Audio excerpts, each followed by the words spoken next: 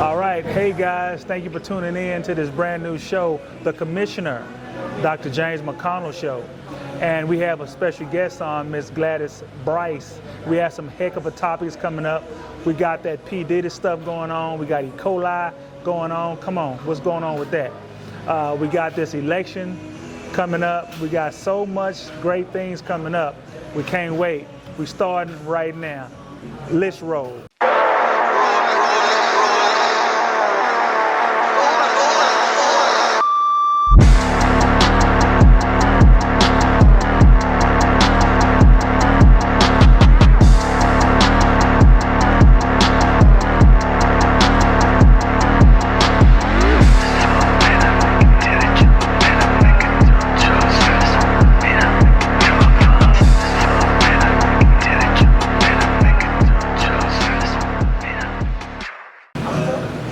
Now we're back and we're getting ready to get this party started. I know, Ms. Brice, we got some real nice topics here. Let's talk about the election, Ms. Brice. So what are your thoughts on each of the candidates? Briefly talk about Kamala Harris and Donald Trump.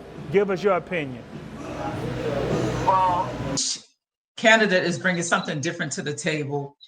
And I like that with President Trump, former President Trump, he's going to shut down the borders, and that will help a lot as far as all the migrants coming in illegally. And with Kamala, she's done a lot throughout her career, and she was born in California. Okay, gotcha. I got you. And I want you guys to know that we are live at Starbucks, just to let you know that. So, okay, so that's what you said. So me personally, Kamala Harris, I like a lot of what she's doing, some of the things that I'm hearing about what she's going to try to change and all that good stuff. And then obviously Trump. I love Trump as far as business is concerned, but I haven't been a Trump person as far as him being a president for numerous reasons. So I won't say a lot of things to sway any voters or anything like that. I'll just say, hey, one is my cup of tea and one is not.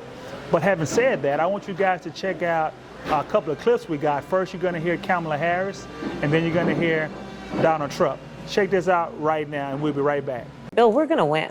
Let me just tell you that. We're going to win. And I'm not saying it's going to be easy, but we will win.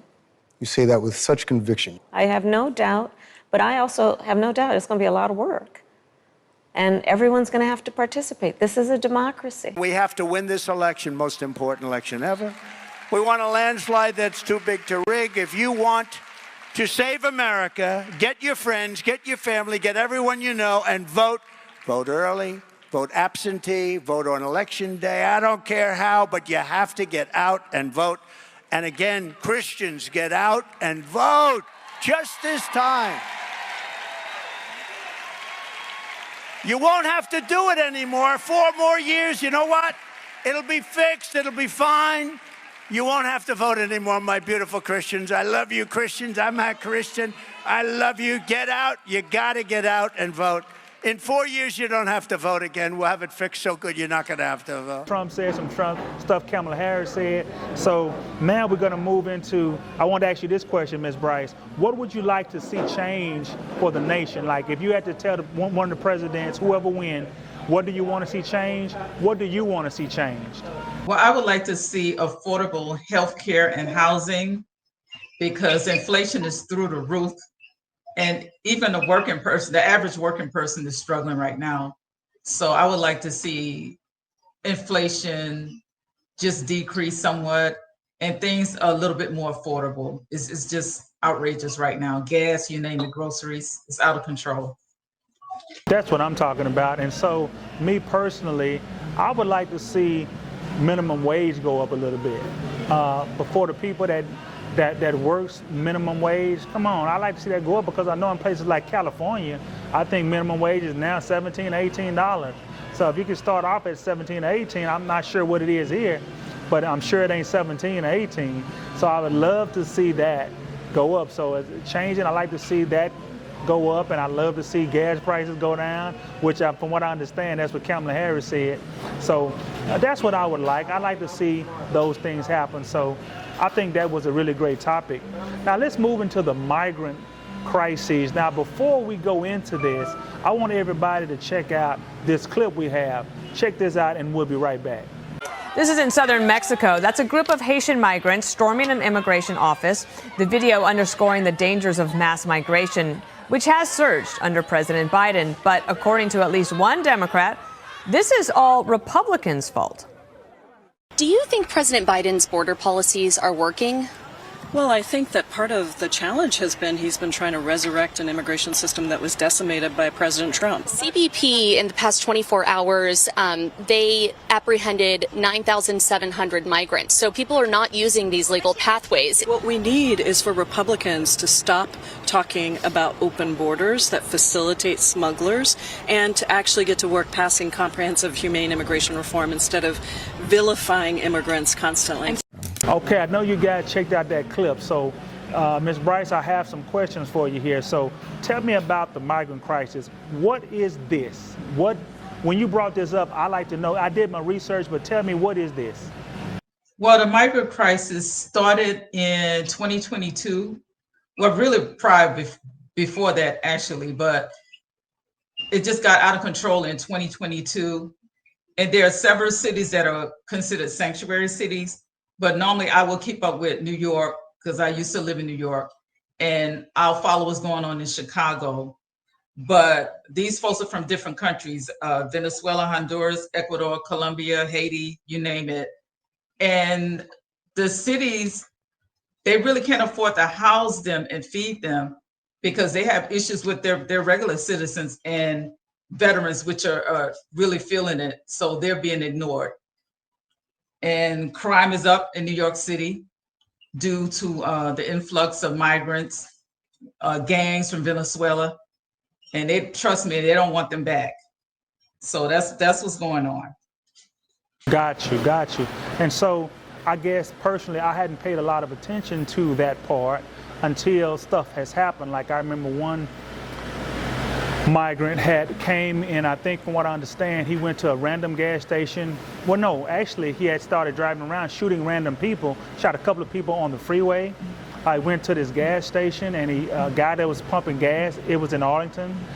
He just got out of the car and just shot him while he was pumping gas, got into the car, made his wife actually get out. I'm surprised he didn't shoot her. And then from there took his car and went trying to move around and change things. But I'm like, man. And then obviously when we found out he was a migrant, you're thinking, oh my God, if he wasn't here, this wouldn't have happened. So that's crazy. So question, how can we fix that, that problem? How can we fix that in this nation? I feel like the borders should be closed. And if someone wants to come here, they should do it the legal way and go through the proper procedures and get qualified to live here. Do what they have to do to live here. Do it the right way. Okay, and so I feel the same way.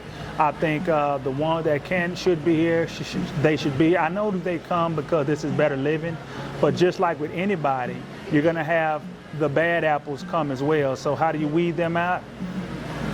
Got to weed them out somehow. So having said that, let's get ready to move into this next topic, this P. Diddy situation. Now, this took me off guard. I didn't, sometimes moguls don't get caught up like this. So let me ask you, what has happened to P. Diddy? All of a sudden, glory to darkness. What do you know about this? I have been following the news here and there. So I do know that he's been charged with 3 federal counts of racketeering, conspiracy, sex trafficking by force or coercion. And he used his criminal enterprise to engage in these acts. And on May 5th of 2025 is when he's going to stand trial. And he was denied bail 3 times, I believe, by 3 different judges. Allegedly, not really sure, but I believe it was 3. Okay, so like the allegations, let's talk about the allegations he's involved in. What do you know about that? I don't really know a whole lot, but they claim sex trafficking, kidnapping, things like that, that he's been involved in, prostitution. I've heard about rape. I've heard about, just like you said, sex trafficking, men and women. I'm like, he went to a level that I didn't really know that he was at. So he seems to be in a world of trouble here.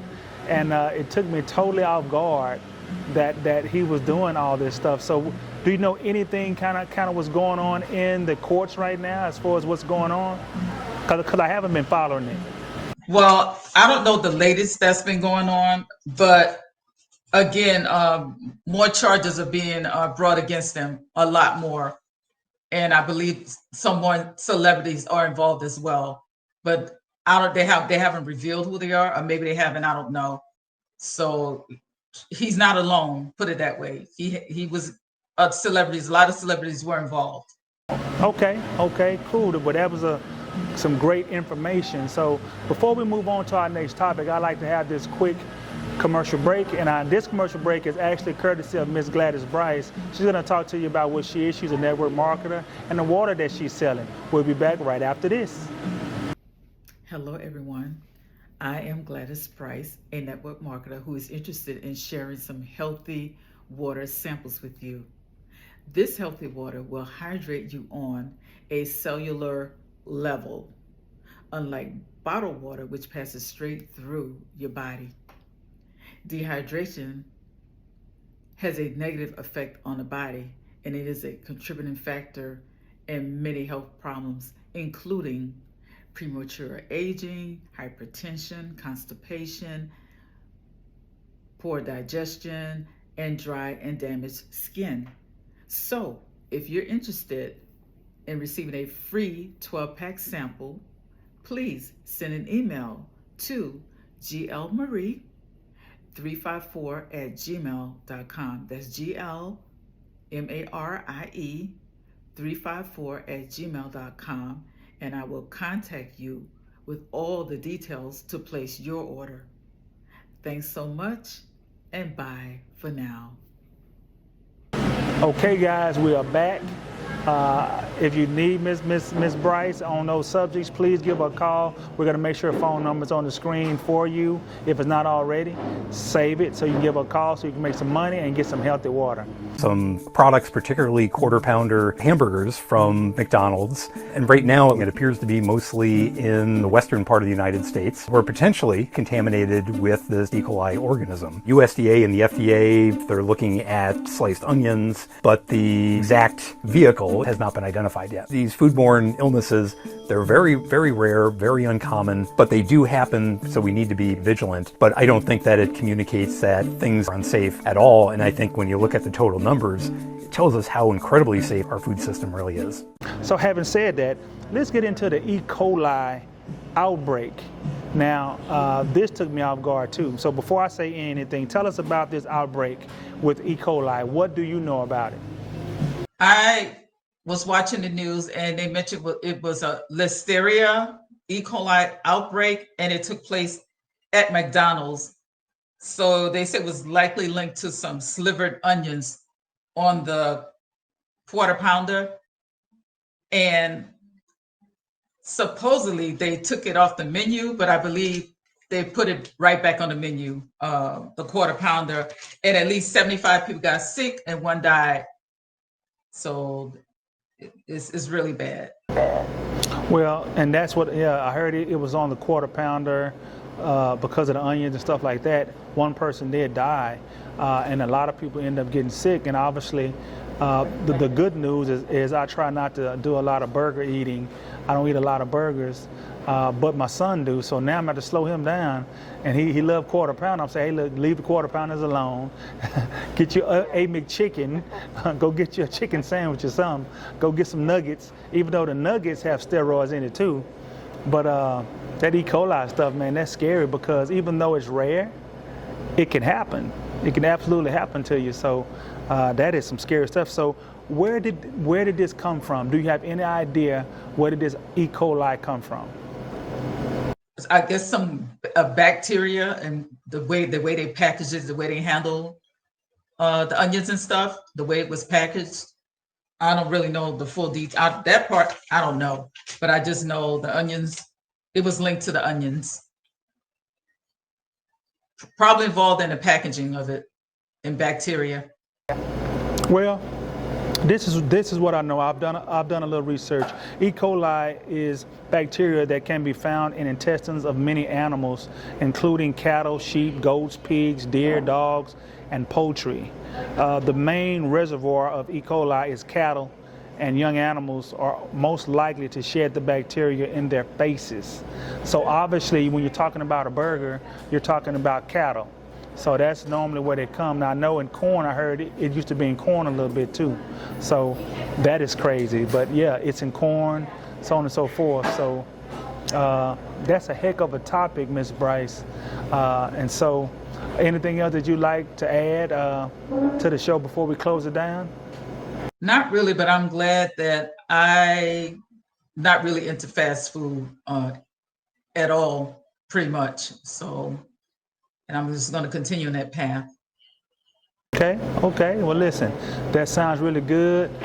This has been a successful first show of the Commissioner Dr. James McConnell Show. We are excited to have our first guest, which is Gladys Brice. And again, thank you guys for tuning in. And we'll be back next time with the Commissioner Dr. James McConnell Show. We'll see you next time. Bye for now. Bye for now.